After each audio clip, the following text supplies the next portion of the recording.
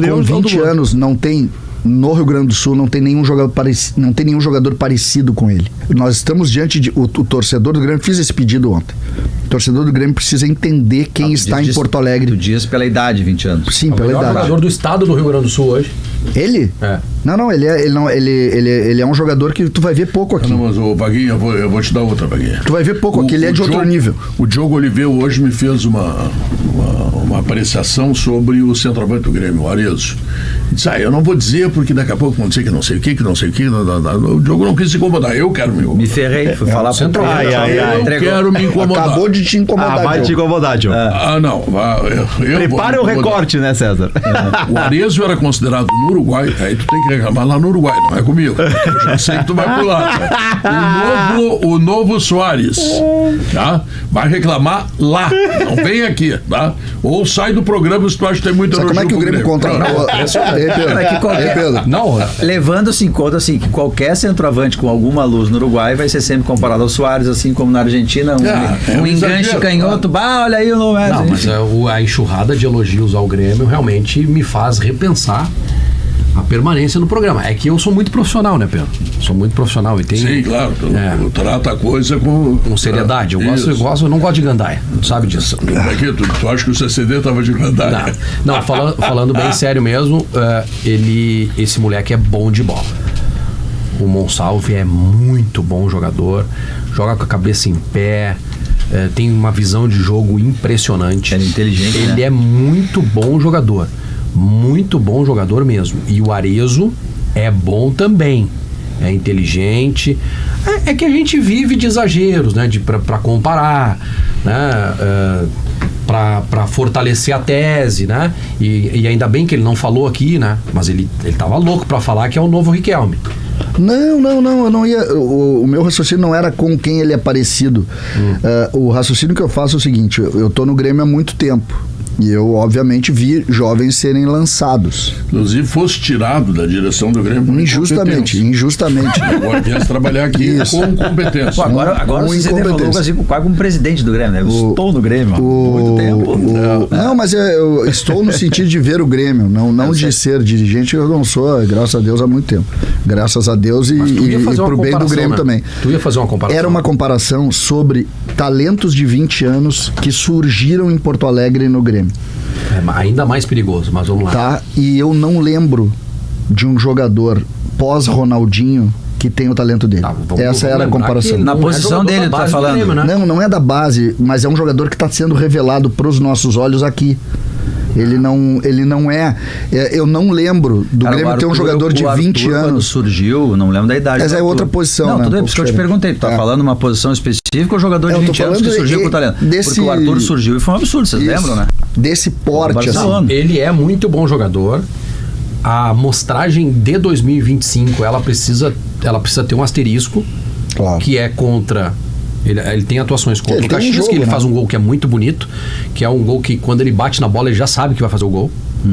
Do jeito que ele bate na bola, ele já bate e já sai pro lado para comemorar, porque é a batida muito consciente. O jogo de ontem ele foi muito bom com assistências. Ele é realmente um jogador diferenciado, eu concordo. Só que foi contra Caxias e contra Monson. Isso aí eu acho que vale pro Arezzo, Vaguinha. Vale pro Arezzo porque o Monsalve, ele já fez isso ano passado. Não. A gente tá surpreso agora porque foi muito assim expressivo, mas no ano passado ele fez isso contra o Cuiabá. Ele fez isso contra o Atlético Paranaense lá. Mas todo mundo falou nele. Então assim, ele não fez isso só contra numa régua menor. Ele já fez isso na Série A. Por que ele não é titular do Grêmio? Aí é a questão central. O Renato tirou ele do time assim como tirou... Mas o novo treinador chega e não bota ele titular também, Diogo. Mas 20 anos ele tá colocando, ele tem um elenco, ele não pode escalar 20. São apenas 3 jogos. Ele vai colocando. Vamos lá.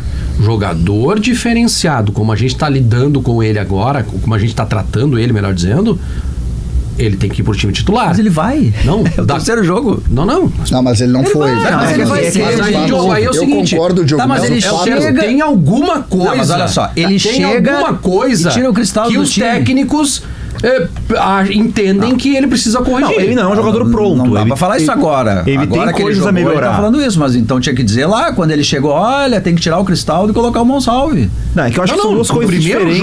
No primeiro jogo que tu vê ele jogar E compara com o Cristaldo, mas tem que botar no outro dia pra Pois jogar. é o que eu tô dizendo, ele chegou agora ao Quinteiros, entendeu? A não ser que tem alguma coisa que o grande público não saiba. O Quinteiros recém chegou, ele tá usando todos os jogadores, Eu não sei. de vestiário. Sabe Ele como é que titular funciona? do Grêmio hoje, não é? Não, o titular é o Cristaldo. É que, Não, assim, não é. É que o Cristaldo é um jogador... Será? Em ainda não breve. Até o Marco Souza trouxe essa informação, eu não sabia dessa informação. O Quinteiros gosta muito do Cristaldo. O Quinteiros chegou a tentar levar o Cristaldo pro, se não me engano, no Colo-Colo, quando o Cristaldo estava no Huracan. Antes do Pro Cristaldo... Colo-Colo, eu acho que o Cristaldo é bom. Exato. O Grêmio eu acho menos. Sim, mas aí que tá. O Quinteiros chegou num clube que tinha um jogador que ele admirava e queria contar com esse jogador em outro clube. O Cristaldo. Esse jogador era titular.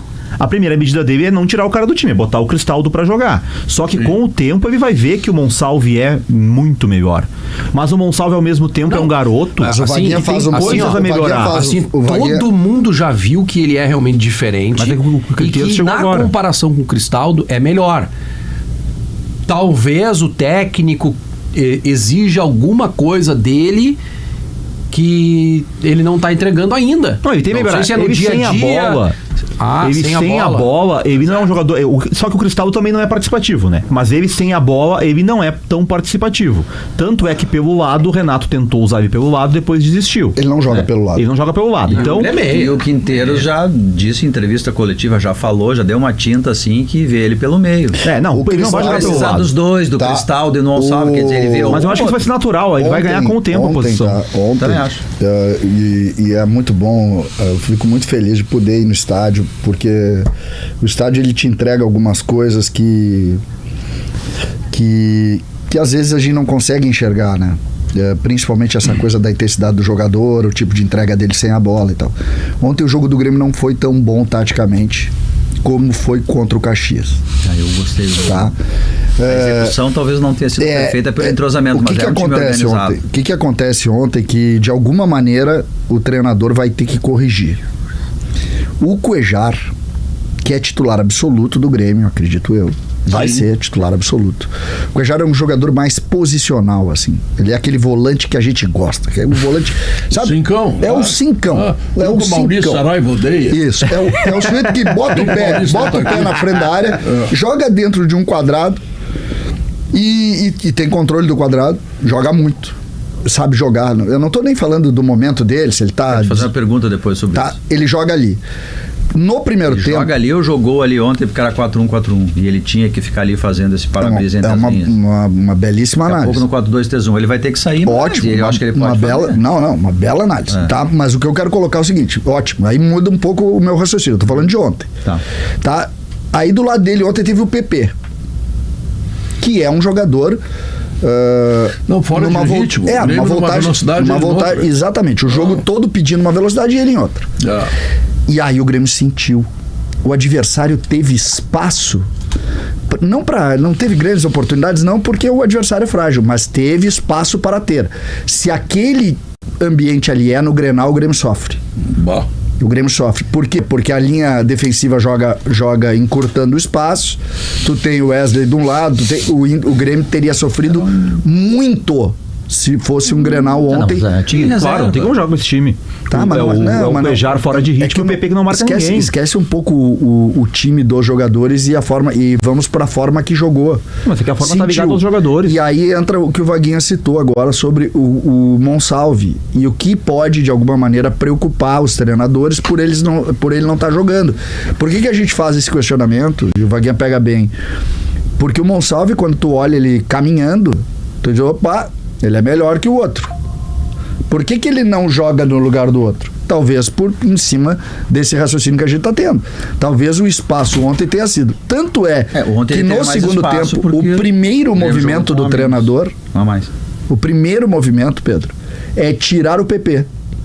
É o primeiro movimento do treinador. Fora de ritmo, né? E aí, quando ele traz o Edenilson para dentro, acaba o jogo. O jogo acabou. O jogo termina. O jogo passa a ser apenas um treino pro Grêmio.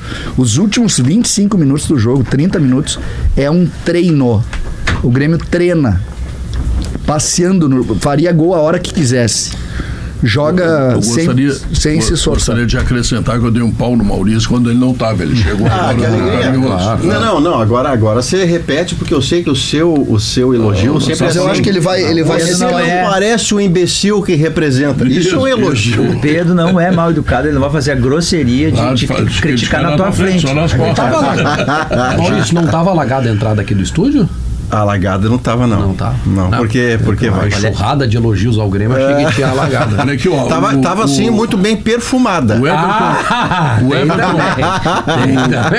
Vai pegar a perfumaria. Escuta aqui, ô Vaguinha. O clássico é perfumaria contra Palácio dos Enfeites. Everton Cury, campeão gaúcho, com o Novo Hamburgo, ou seja, autoridade, né? Conhece futebol. Não, campeão gaúcho com o Grêmio, com o Inter, é o Não, e eliminando um e ganhando a final do outro. Conhece Manda dizer o seguinte, pelo Sala, Monsalve é melhor que o Messi. Arezzo é o novo Soares. Isso. E o Grêmio será a reedição da grande Laranja Mecânica. Estou gostando deste programa humorístico. Fizemos a mesma leitura, Curi. Fizemos a mesma leitura. Eu estava ouvindo vocês aqui vindo do GE e um elogio que ainda não foi feito, embora todos os demais tenham sido muito bem feitos, porque o Grêmio merece. Não elogia mais. O Everton Cury tá impressionado. O Everton, então bota meu nome embaixo do pé de Xangô aí. Tem que dizer pro Everton Cury que o Campeonato Gaúcho é um começo ainda. Não, tem que esperar. Ele sabe, ele quer confusão. Não, e mais. Sabe o que tem que dizer pro Everton Cury? Vai lá. Mas tem que dizer como é bom e como faz falta o Novo Hamburgo na Série A do Campeonato Gaúcho. É verdade. Faz falta mesmo. O estádio, o gramado, tá bem, deu um show em muitos gramados aí. 2 jogos e o gramado no intervalo de 24 horas. Gramado, o melhor gramado desse que a gente viu no interior. Eu achei um pouco eu também acho. Mas você sabe que o elogio que a gente está fazendo ao Grêmio, ele tem que ser proporcional à qualidade dos adversários que ele enfrentou. Só que o Grêmio não tem culpa de que os seus adversários até agora foram o Caxias e o Monson. Ele pegou esses dois, fez 7 gols em 2 jogos. Aqui tem um mérito. E não tomou gol no campeonato. Mas o elogio que eu quero fazer afora o que vocês fizeram é que quando eu olhei a escalação e tava lá o Edenilson lá jogado à direita, eu pensei, de novo, papai? O cara chegou, acabou de acertar e vai errar. O Edenilson não jogou rente à linha em momento algum. Ele tinha aquele setor como um ponto de partida do qual ele vinha receber a bola do zagueiro, ele vinha se somar ao atacante, ele vinha desarmar por dentro. O Edenilson teve uma atuação diferente daquelas em que ele ficava jogado na ponta lá, seja ponteiro ou vai fazer gol e decidir o jogo pra mim. E aí ele foi bem de novo. Ele foi bem de novo. Eu te diria, como diz o poeta, que assim, na hora de defender, ele fazia o corredor mesmo, né? Porque o Grêmio jogou no 4-1-4-1. Mas lá no vídeo você tá esfregando o olho e o olho tá apontando na direção que vem pra mim. Eu fiquei pensando, o que o jogo quer dizer? Não, é que, mas na hora de atacar, o que acontecia, tu via no campo. Nós chamamos. Como o Monson joga com 3 zagueiros e defende com 5. 3 zagueirões, assim, altos os 2 laterais. E aí o Grêmio atacava com 5 também. E o lado lá ia o João Lucas. E aí o Edenilson era empurrado para dentro da área. Então, na hora de atacar, ele de fato, ele não ficava lá na linha lateral, ele vinha pra dentro. E aí o Grêmio também, atacava, né? Com 5. Com a bola também. Né? Com o Lucas, mas foi um movimento dele. Vou só te lembrar uma coisa que eu acho que vai servir muito pra ti. Marcelo Figurelli, que já foi nosso companheiro. Grande Marcelo. Ele tá voltando pra rádio. Só que é coloradinho, né? Coloradinho, mas ele tá dizendo um negócio que tem a ver com o Grêmio. Deixa eu te explicar uma coisa. Não, coloradinho não. Não existe coloradinho. O que existe? Colorado ou coloradaço. Coloradaço. No caso dele é colorado grande, porque ele tem 2,15 metros de altura. Tá. Ele diz o seguinte, Renato disse no ano passado que o novo treinador não faria 50% do que ele fazia. E aí ele está te perguntando, Quinteiros já chegou em 50% o Renato? É que se tu considerar para chegar em 50% do que o Renato fez no Grêmio, tem que ganhar uma Libertadores. E ganhar uma Libertadores. No ano passado. Como jogador. Não, no ano passado já fez, né? Tem que ganhar o Campeonato Gaúcho, já fez. Agora, eu acho que essa comparação pode fazer mal ao Grêmio. Mas o que o Renato falou sobre 50% não era de resultado. É que ele dizia que ele tinha que cuidar de muitas coisas no departamento de futebol. Lembra? A resposta dele pro Gabardo e pro Marcos Souza é sobre as coisas que ele fazia. Vocês não sabem o que eu tenho que fazer aqui dentro. Vocês não sabem o que eu passo. Vocês não sabem o que eu passo aqui. Se o treinador fizer 50% do que eu faço, já tá bom. Só que eu acho que é o contrário. O treinador não tem que fazer o que o Renato fazia. O treinador tem que treinar o time.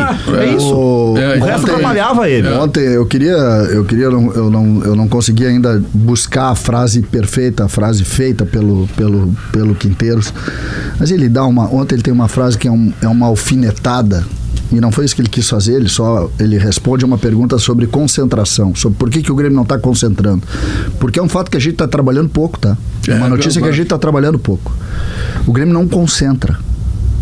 O Grêmio se apresenta no dia do jogo. Acho que o Inter também, né? No jogo teve alguns momentos, não. O Inter, Abel fez não, isso. E o Inter já fez. Agora, no jogo de quarta-feira, o Inter não concentrou. E o Inter já tinha feito. Em outros momentos, o Inter fez uma vez. Com o Abel e fez com o Cudê em alguns momentos. O Grêmio eu não lembro de ter feito isso, tá? Pode até ter feito, também não é. Só que ele diz, quando perguntado se isso tem efeito, se isso não tem, ele fala do profissionalismo. E aí é um tapa na cara da gente. Porque no ano passado, aí pegando o exemplo do Renato, da gente Brasil, da gente futebol brasileiro, da gente malandragem do boleiro, da gente, o bom é o cara que complica na semana e ganha o jogo no final de semana. Em jogos decisivos concentrava 48 horas antes. Que eu acredito que em alguns momentos o Grêmio vai concentrar também, não é o não concentrar, não é o não concentrar como conceito, mas quando ele fala, o meu grupo é profissional e os jogadores têm que ter entendimento do profissionalismo, ele está dando um recado importante para tudo que aconteceu aqui nos últimos anos. Sobretudo pelo que aconteceu no Grêmio em 2024. Mas eu acho que não foi intencional. Concordo. Eu acho que é uma questão de filosofia dele. Não, tenho certeza. Ele não quis dar recado pro Renato. Ele quis falar a maneira como ele pensa. Sei que não. Eu vou dizer uma coisa para vocês. Eu acho muito do passado a concentração. Não vejo nenhum tipo de problema do Grêmio fazer. O Inter já fez. Eu não vejo nenhum tipo de problema. Agora, é duro segurar a rapaziada. Eu não sei na véspera do jogo, mas antes do jogo, atualmente, é duro segurar a gurizada. A gente acabou de fazer uma referência ao Renato Portaluppi, e eu, na condição de um admirador do Renato como treinador, como jogador que já foi, como treinador que é, embora claramente não esteja querendo trabalhar no início do ano, porque a proposta que ele fez ao Cruzeiro de 2.300.000 por mês é de quem não quer ir trabalhar, né? Mas ele tem direito a isso. Mas eu fico impactado na condição de um admirador do Renato treinador, é o nível de desconcentração que ele alcançou ao final do seu trabalho, de não perceber, treinando sob os seus olhos, o quanto o Monsalve poderia agregar no time dele e o quanto o Arezzo poderia agregar no time dele. Como é que isso passou batido? Que nível de desatenção é esse de um treinador tão atento, tão rápido e tão bom, os títulos já mostraram, de não perceber que sob os seus olhos a direção tinha entregue 2 jogadores desse potencial e ele subaproveitou, especialmente o Arezzo, mas também o Monsalve, que ele tira do time sem causa aparente. De deixar o Diego Costa na reserva. Pois é, mas... E foi a grande contratação. Eu acho que isso que o CD falou de ter sido uma contratação do Brum, da direção. Pois é, mas olha isso. E ele não queria, né? Ele preferia ele queria, lembra, o Vina, o meia reserva que ele queria era o Vina. Ele tinha o centroavante que ele queria era o Daverson. E a direção não quis, aí trouxe o Bright White, trouxe primeiro o Arezzo, depois o Bright White, trouxe o Monsalve, e eu acho que tinha um pouco de ranço também. Mas tanto que tem aquela entrevista dele que ele disse, queria um Monsalve e Cristaldo juntos, aí não dá certo, e tirou os caras. A impressão que dá que não tinha sintonia dele da direção. A informação do Diego Costa ali, de ele era um líder do grupo, o Renato administra muito as lideranças assim. O que eu acho ali, que pra mim ficou o mais grosseiro daquele episódio, e acho até que a gente tem que virar a página, mas dentro disso foi naquele jogo contra o Corinthians. Acho que o Pedro tava lá, o famoso jogo da tua viagem, Pedro, de ônibus. Famoso jogo da tua viagem de ônibus. Não, minha viagem de ônibus foi o Grenal. Foi o Grenal, mas o jogo contra o Corinthians lá, não sei se fosse. O Grêmio foi eliminado da Copa do Brasil. Isso. Aquele jogo, nos últimos 40 minutos, o Grêmio tá empatando 0-0, precisa ganhar o jogo. E ele bota o Diego Costa. O Diego Costa não tinha nenhuma condição física de jogar. Ele precisava saber disso, né? E ele não toca na bola. E ele dizia o seguinte: vocês, repórteres, não sabem o que acontece. Bom, e ele também não. E ele não tinha nenhuma condição. Vocês lembram? Ele não tinha nenhuma condição. Ali é que a gente se incomoda. Porque aí tu diz, só um pouquinho. Ele não tinha condição de jogar. E ali não tinha o Bright White ainda. Tu tava vendo que não tinha condição de jogar. Então aí é que incomoda. Porque quando tu tem alguma lógica no trabalho, tu caminha por ela. Gostando ou não, tu caminha pela lógica. Identifica o critério, e vai embora. Entendeu?